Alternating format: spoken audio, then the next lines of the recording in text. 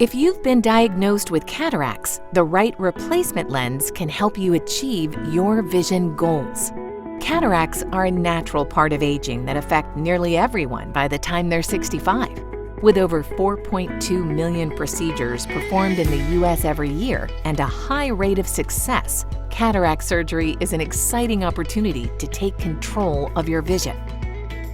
During cataract surgery, your surgeon will remove your eye's clouded natural lenses and put in replacement lenses.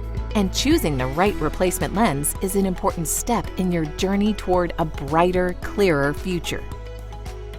There are a range of replacement lens options available to you, and your surgeon can help determine which one fits your specific needs. A monofocal lens is a basic cataract replacement lens that can help you see with clarity far away, but you will likely still need glasses to see up close and at arm's length.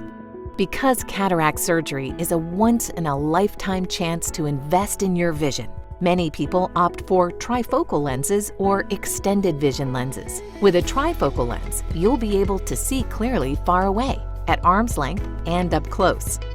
Extended vision lenses provide enhanced vision far away and at arm's length, as well as functional near vision.